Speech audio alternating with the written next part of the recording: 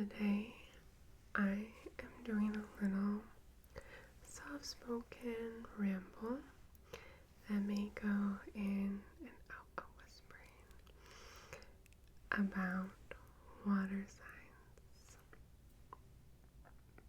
specifically how to date water signs. So in the zodiac, the water signs include Cancer and Pisces and Scorpio. Scorpio always surprises me as a water sign, and then it doesn't. So, these are just some observations I've made from water signs that I have dated or been friends with or who are in my family. So it's just behaviors they exhibit seen through the lens of dating them possibly. But it is a ramble and it is based on, again, personal observation. So if you have anything you would like to add or disagree with, feel free to do so. I would love to hear it. Okay, so before we get into each type specifically, I just wanted to talk about water signs in general. First thing to know is they are hopeless romantics. They're also all incredibly intuitive. They feel everything really deeply. They can read people really well, like scary well. And because they are so intuitive, they're very sensitive to emotional shifts, even ones that other signs may not perceive. They perceive it and adjust accordingly. They also like to feel sort of similarly to earth signs, but in a different way. They like to feel safe and secure. They're more eager than other signs to define the relationship. They seek a committed relationship, a comfortable relationship.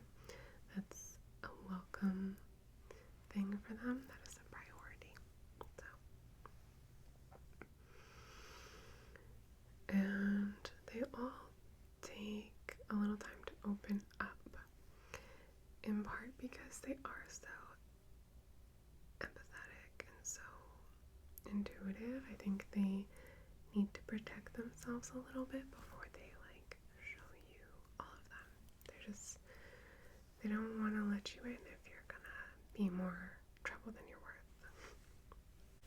But once you're in there, they are super loyal. They're super loyal. And they love deeply. You don't have to worry about them dropping the ball. They're all in, balls to the wall, and they don't hold back. So that's what you get in return. Okay, so moving into the individual signs. Cancer, our little crustacean friend. Cancers don't take anything lightly, including their love lives. So you have to be patient and gentle with them. It's fitting that they're symbolized by a crab because they do have a kind of wall up in the beginning, I feel, and it takes a little while to convince them that it's safe outside of that shell, and they're a little reluctant to come out. But if you can get them to come out of their shell, then they will love you. But they're reluctant to open up, and they're reluctant to agree to a commitment. they're the least flighty with their affections. So if they are into you, they mean it. They've already vetted you out head to toe. They don't play the field. They don't give themselves up easily. It's hard to catch a grab. Yeah, probably more than any sign, they hate dating. The whole game of like taking little steps towards intimacy but not too much and this and that, they hate that. It's very taxing because they're very emotionally deep, and as I said, with all water signs, they're very emotionally deep, empathetic, intuitive. So those, even if you're not playing games, the path to intimacy is like a winding one that you have to feel out, right? And that can feel very taxing for Cancer. So it's interesting too, though, because they still have this desire to be in a partnership. They're unlikely to want to stay single unless they've had like major heartbreak. So they're kind of caught in between a rock and a hard place. And once they're in a relationship, they're uber committed, very focused on that person, very unlikely to be like tempted by cheating or anything like that. Like from the beginning of the relationship to the end, they're super focused on that person. So that's what you get, something really nice, like just someone who's super focused on you. And because they're companionship oriented, but then also they're super low key, you might want to make sure before you pursue them that they're not already committed. Like, they're not super public about, they're very private, and it might not be that, like, you might not see their significant other like posted all over their social media. They might be more private about it. So you might want to discern if they're really available or not before you start pursuing them. And once you do decide to pursue them, they are most drawn out by emotional security and stability and safety in all relationships, including friendships, everything like that.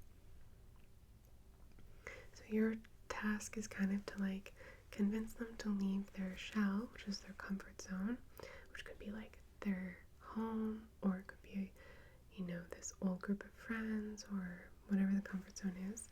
You have to convince them that you are as safe as that comfort zone or safer. So you kind of like become the comfort zone by proving that you're trustworthy, that you are emotionally mature, reliable, that you can listen, and you also give them plenty of space. And then they'll kind of like give you one layer at a time and gauge your reaction at each layer until they decide to like give you a little more, like open up a little more. So they want to be understood at every layer, and that's how you get them, is like slow and steady. They'll leave like a trail of breadcrumbs for you to follow if they want you to get to know them. Just like take it one step at a time. After each step, they'll like gauge if you are as trustworthy as you seem, if you are as emotionally mature as you seem. I know you are, but they gotta know you are. And yeah, and then you just have to be patient, and then considerate of their cues. Like, it's a test of how responsive you are to their cues and sensitivity. So that's the name of the game with Cancer. Then we have Scorpio. Oh, another thing about Cancer is like, this is kind of specific, but Cancers, let me know if this is you at all.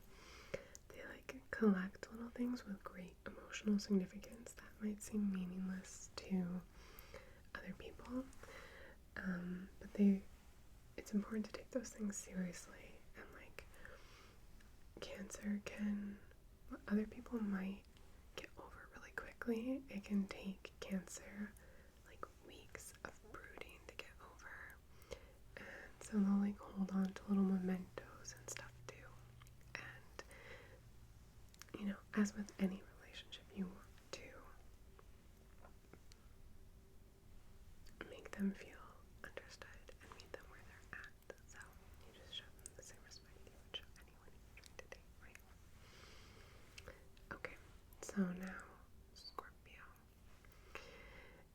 This is one of the most like intriguing signs out there, right? And complicated and so lovely, but also a little scary, right? Is the stereotype. Well, the stereotype, I'll tell you the stereotype. If you're a Scorpio, cover your ears. Stereotype is that Scorpio is like melodramatic and manipulative and obsessive and like sex crazed, right? Maybe that's true, but they're amazing. They're always, I've heard someone say they're always hungry for more, but they're never thirsty. And they have this really interesting form of patience, which can look like quiet obsession from a distance, but it's rooted in a good place, as long as it's not like on their shadow side. It's rooted in a good place. But it's this really intense patience that's like, that if you think about it, you're like, that's kind of scary actually. It's the patience that goes hand in hand with great ambition and also epic love. And so in many ways, right, that should be the patience we're all aspiring to. Because if you're lucky enough to be in a relationship with a Scorpio who loves you, it's a love where nothing is off limits. They love all of you. And you, once they're in, like, you could do nothing to turn them away from you, basically. Because they're so sure about what they want. They hate small talk. They're also very private, like all water signs are, but especially Scorpio. So don't pressure them to open up. And it helps too. They're kind of mysterious, and it helps if you are mysterious as well. And then, again, once you have them, they're like intense and super loyal, super loyal. Almost to like a fixated extent, which can still be healthy if the person is healthy, right? And knows who they are and has things going for them. And then they expect the same from you in return, like the same intensity, the same loyalty, the same, like, oh, no, nothing's off limits kind of love. And it sounds like maybe it's always in the shadow side, but it's really not. All the Scorpios I know are really intense, beautiful people. If you're trying to catch a Scorpio that's not really into you, it's tough, it's a challenge. They're, again, really private, maybe even secretive, and so if they don't want to let you into their world, you're not gonna get in, basically. Like, good luck. Reading them is really difficult sometimes, and also difficult is deceiving them. So and the last thing to keep in mind is they don't forget wrongdoings very easily, so you should always behave with like the utmost integrity and honesty with them, as you should with any person, but especially a Scorpio. Then we have our friend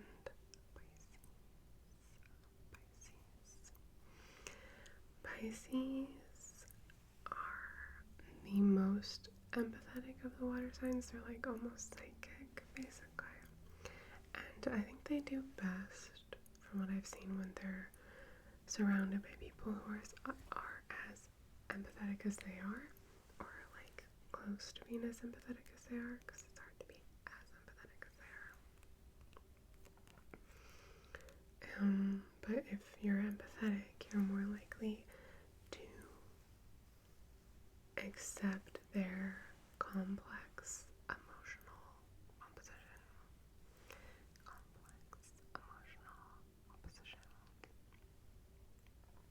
And for that reason, that they're maybe most healthy surrounded by other water signs, they tend to gravitate to other water signs. So other Pisces, Scorpio, Cancer. Scorpio and Pisces are like a fascinating couple, and like weirdly psychic. And then, you know, Cancer and Pisces are uber nurturing and compassionate. And yeah, very in tune with like energies. And then another good match for Pisces is Earth signs, just because they're so grounded and reassuring and balancing, and that's good for Pisces too. Pisces is mutable, so you know there's cardinal, fixed, mutable signs, so it's associated with adaptability and flexibility, and those are good traits, right? But with Pisces, they're still good traits, but because Pisces is so empathetic, that adaptability and flexibility gives them the power and the curse of being like an emotional chameleon. I said this in another video, but they can they tend to adapt to the emotional mood and state of the situation they're in, whether that's a particular person or circumstance or room or anything like that. So if you're going for a Pisces, it's important to invite them to open up. Because they're so intuitive, sometimes assume other people are as intuitive as they are, which is almost never true because they're the most intuitive. So they'll sometimes leave things unsaid and hope that it gets brought up by someone else, or they hope that someone can read their mind and that the perfect partner for them will be able to read their mind, but that's not true. It's not true for anyone that someone should be able to read your mind. So if you're going for them, it's helpful to invite them to open up and like share with you, and to always with everyone, right, but especially Pisces, always validate their feelings. They feel a lot, and sometimes their feelings can seem like facts to them because they feel them so deeply, which can lead to really great things, right? Like a lot of really iconic people are Pisces, like Einstein and John Lewis and Leona. So they're very innovative.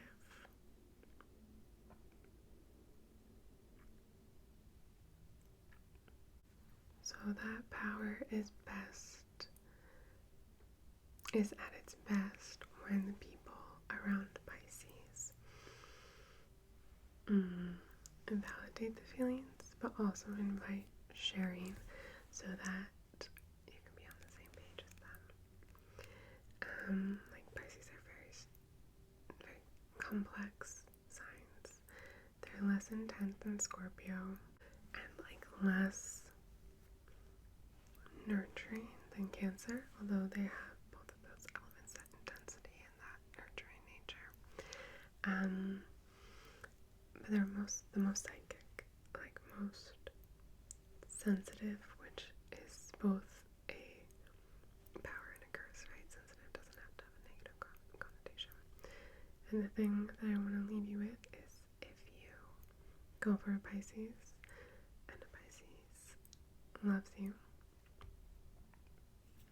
you'll be super loved, because once they're there, it's like love just fills up whatever space it's in for them. So be encouraging and inviting and patient and validating. Again, with all people we should be these things, but especially a Pisces. So that's the end of my little ramble on water signs. I hope you enjoyed it. I will be doing the other signs, or have already done them. I'm not sure which videos I'll be posting first. But thank you for joining me. Again, it's all anecdotal. It's also astrology. It's just for fun. So if you have a difference of opinion or something you want to add, I would love to hear it. I hope you are doing very well, and I will see you